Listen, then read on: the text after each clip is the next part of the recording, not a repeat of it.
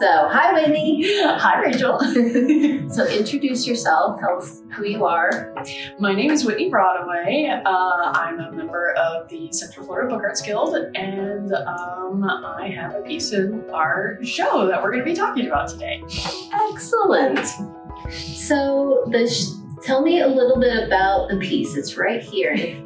It's called A Year of Excuses. Yes. Tell me what it's made of and how you made it. So it is made out of lots of different pieces of paper, mostly little like take a message cards for like phone messages, but also just different scrap pieces of small notebook paper. There is also a mask snuck in there, just a disposable mask, and a receipt spike, which was surprisingly difficult to find because nobody uses receipt spikes ananymore. I had to hit up about 3 office supply stores before I actually found a receipt spike, and it was the last one in that store. Right. So I'm looking at it and I'm thinking about how one would use a receipt spike. Mm-hmm. So why were you drawn to that? I'm thinking of it like a binding structure. Right. So why was that the way you wanted to collect these papers together in a book? It actually came from trying to think of how to expand this top note. Was really the start of the idea. Was that our theme for this exhibit was talking about this past year, between COVID and everything else that's happened this year, and kind of reflecting on that. And when we were first thinking of, when we were first planning the show, I had lots of different ideas about all the different subjects I wanted to do. One of the things that I had thought about doing, and this is in my artist statement, was this is a hard year for everybody, but it was just a really depressing year, and it was a real gut punch when near the end of the school year, my 7-year-old daughter came home with it is near the year still, it's for Mother's Day.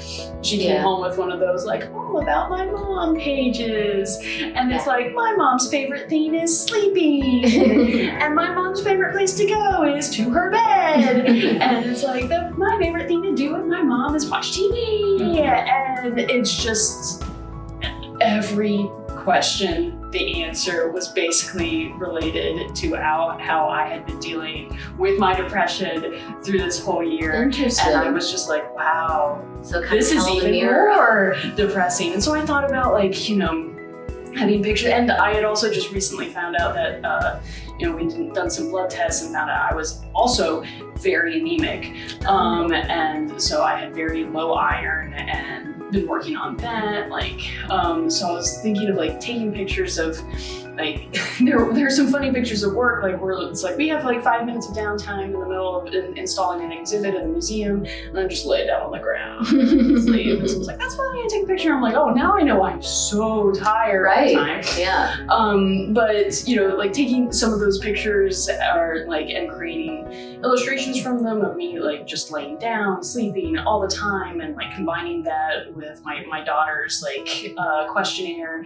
And so I had this big idea of this big project I wanted to do, and I never got time to do it, which is the story of my life. And so we were approaching the deadline for getting items into the show, and I was just really bummed about this is our first show, and I really want to participate. I wanted to I feel like I would feel less of an artist. My art side of my life has gotten away from me, and I'm not a real artist anymore if I can't do something. That the closer the deadline got, the more and more all my ideas were I don't have time to do that. I got to think of another idea. By the time I thought of another idea, I'm like, well, I can't do that. I don't have the time. And I think a lot of artists would be able to relate to that feeling. So it's the morning that we were supposed to be submitting of the day, everything was supposed to be submitted. I was just like, man, if I could just pull some really conceptual, just so I could participate at least, just have like an excuse note where it's just like, Right, please yeah. excuse Whitney from this assignment this last year. And it's actually like the first, please excuse Whitney from this assignment. This recent pandemic has sent her spiraling into an existential crisis that is still ongoing. Once she puts her life back together, I will have her revisit this project and have her submit it to you for partial credit. So you're like, so the voice in there is like you're your own parent. Right? Yeah, Your own there's like excuse this cosmic parent that's not. Mhm. Yeah, while I was writing these notes, I'm like, I like that it's like it's not me, but it is me. But it's Sure. not like a stated. It's not like signed. It's not signed like from mom or from dad. You know, it's Right. just like thanks on most of the notes. And I Yeah. usually talk about myself in third person, like please excuse Whitney, or Whitney can't come today, or Right. whatever. And Do you think that reflects back on this, the kind of, at the start of your story was that your daughter wrote something about you and that kind of was a mirror for you to see yourself in.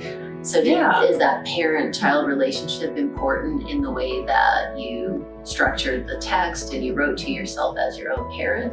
I don't, it was definitely not something present Mm. in my consciousness while doing it, but I think there definitely is a relationship there. And there's a relationship to, you know, like, even, you know, in my childhood, you know, if you're just like, my mom was all about having mental health days. Mm. Just like, you're not feeling it today. Things have been really stressful at high school. Like, you're Right. just like, oof. She's just like, Mhm. you don't have to go to school today. You're sick. You can take a day out of the year to just chill Right. out and stay home. Right. And so there's definitely implanted that inner voice and Yeah. drawing on that, you know, just like, you know, your self-care voice and stuff like that. Yeah, I think self-care has been like one of those things that I've never heard us like About until this culturally year. Yeah. talk about so much.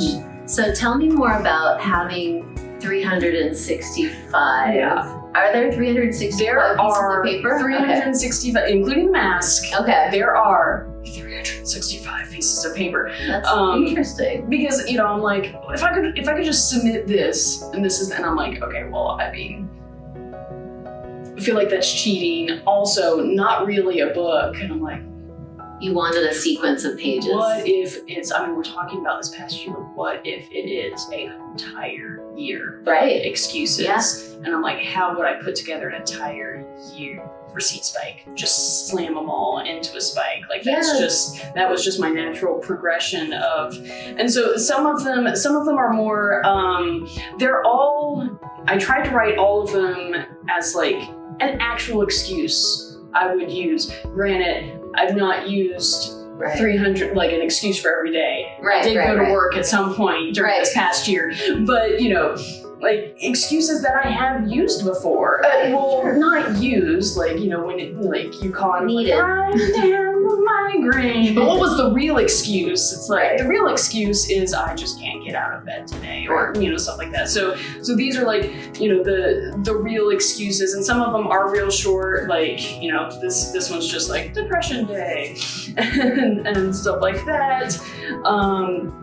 There's like, please excuse Whitney, she had a mental breakdown in the parking lot and will not be making it in today. You know, a lot of these are not exactly completely true, but Sure. have I had a mental breakdown getting to somewhere in a parking lot and been like, nope, driving right home, nope, oh my gosh, I feel terrible, I can't do it. You know, have I done that? Absolutely. So, you know, they're usually mostly based on, and you know, especially after this year, I like this one. Whitney received a racist text from a family member last night and will not be getting out of bed today. You know, like just, you know, kind of, some of them are kind of tongue-in-cheek, just commenting in general on the past year as well. There is a large-ish section in here that starts with, none of these are in any specific order, except Okay. for one section where I just like, it would be funny if I actually put, you know, one of them starts with like, please excuse Whitney from work today. She broke both of her feet yesterday, which is true, something that happened this past year. Oh my God. And then about like the next 10 or so is like, please excuse Whitney, her feet are still broken. And then it's just like, still broken, still broken, still broken. Right, And yeah. a repeating sequence. So as I look at it as a book form, Mhm. I think what I appreciate about it is that it has this really palpable sense of like attempting to control chaos. Mm-hmm. So even though when I first saw it, I thought about how servers will use it in a restaurant, and a check is done, people have left, spike, right? So it's a sense of like, that is done, closure, and it goes on the stack. Right. But it doesn't usually accumulate that long, right? It's like a day's worth. And and you collect them and file them away, Yeah, so it has that sense of like attempting to make closure on a daily basis, but also the fact that it's all kind of pointed in so many directions. It's not, it's almost like it's organized chaos. And it also has this palpable sense of wanting to be done or be through or process. Right. So as you're completing kind of like processing this, right, as a process, as a book that you've just gone through, what do you think you have taken from it? What do you think you may want to do in your next project?